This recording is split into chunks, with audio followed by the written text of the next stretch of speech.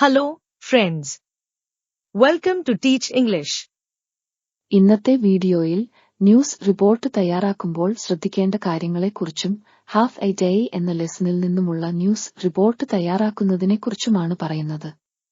Video like ചെയ്യാനും share ചെയ്യാനും മറക്കരുതേ. ആദ്യം ചോദ്യം എന്താണെന്ന് നോക്കാം.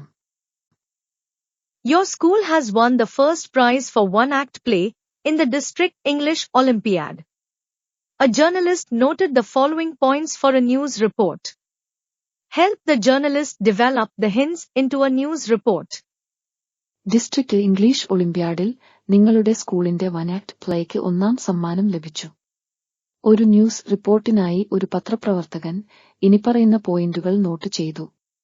ചോദ്യത്തിന്റെ ഭാഗമായി അയാൾ തയ്യാറാക്കിയ പോയിന്റുകൾ നൽകിയിട്ടുണ്ട്. ഒരു പത്ര റിപ്പോർട്ടിൽ ഉണ്ടാവേണ്ടതൊക്കെയാണെന്ന് നോക്കാം. ഒന്നാമതായി, ന്യൂസിന് ഒരു ഹെഡിംഗ് വേണം. നിങ്ങളെഴുതുന്ന ആർട്ടിക്കിളിലെ പ്രധാന പോയിന്റ് ഏതാനും വാക്കുകളിൽ സംഗ്രഹിക്കുന്ന ആകർഷകമായ തലക്കെട്ട് വേണം. ഇത് നിങ്ങളുടെ വായനക്കാരന്റെ ശ്രദ്ധ ഉടനെ ആകർഷിക്കണം. രണ്ടാമതായി, ലീഡ് പാരഗ്രാഫ്. ആദ്യ പാരഗ്രാഫിൽ നിങ്ങൾ ഏറ്റവും പ്രധാനപ്പെട്ട ചില വിവരങ്ങൾ ഉൾപ്പെടുത്തേണ്ടതുണ്ട്. 5 tables ഓർക്കുക: who, what, when, where and why. ഈ പാരഗ്രാഫ് സംഭവത്തിന്റെ വ്യക്തമായ സമ്മറി നൽകുകയും വായനക്കാരനെ കൂടുതൽ വായിക്കാൻ ആഗ്രഹിപ്പിക്കുകയും വേണം. ബോഡി. ന്യൂസ് റിപ്പോർട്ടിലെ പ്രധാന ഭാഗമായ ബോഡി തയ്യാറാക്കുമ്പോൾ വിപരീത പിരമിഡ് ഘടന, അതായത് ഇൻവേർട്ടഡ് പിരമിഡ് സ്ട്രക്ചർ ഉപയോഗിക്കുക. അതിനർത്ഥം നിങ്ങൾ വിവരങ്ങൾ പ്രാധാന്യത്തിന്റെ അവരോഹണ ക്രമത്തിൽ അവതരിപ്പിക്കുന്നു എന്നാണ്. ആദ്യം കൂടുതൽ വിശദാംശങ്ങളും പശ്ചാത്തല വിവരങ്ങളും ഉപയോഗിച്ച് ലീഡ് പാരഗ്രാഫിന് തുടർച്ചയെഴുതുക. വ്യത്യസ്ത വ്യൂ പോയിന്റുകൾ നൽകാനും വിശ്വാസ്യത കൂട്ടാനും സാക്ഷികൾ, വിദഗ്ധർ അല്ലെങ്കിൽ ഉൾപ്പെട്ടിരിക്കുന്നവർ എന്നിവരിൽ നിന്നുള്ള ഉദ്ധരണികൾ ഉൾപ്പെടുത്തുക.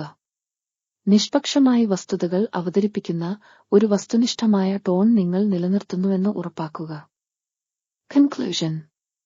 അവസാന ഖണ്ഡികയിൽ കൂടുതലായി ഏതെങ്കിലും പ്രധാന പോയിന്റുകൾ അല്ലെങ്കിൽ ഭാവിയിലെ പ്രത്യാഘാതങ്ങൾ എന്നിവ സംഗ്രഹിക്കുക.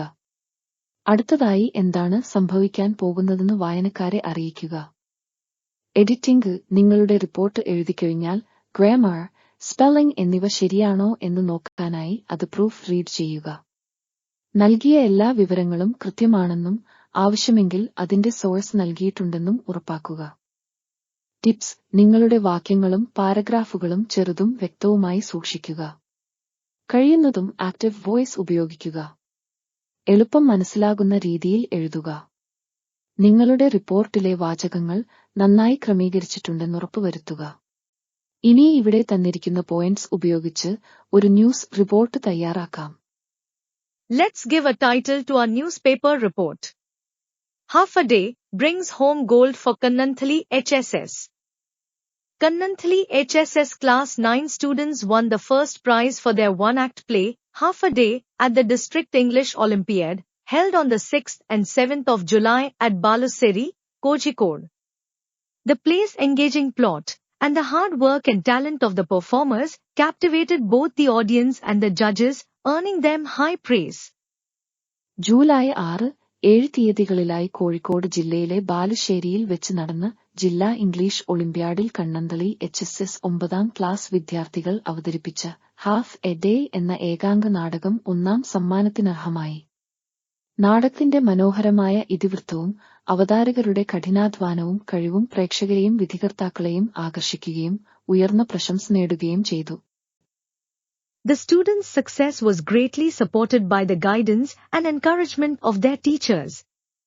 This achievement not only showcases the students' dramatic abilities, but also highlights the dedication of the faculty in nurturing their talents. This achievement is a testimony to the collective efforts and excellence of the students and teachers of Kannanthali HSS. അധ്യാപകരുടെ മാർഗനിർദ്ദേശവും പ്രോത്സാഹനവും വിദ്യാർത്ഥികളുടെ വിജയത്തിന് വളരെയധികം സഹായകമായി.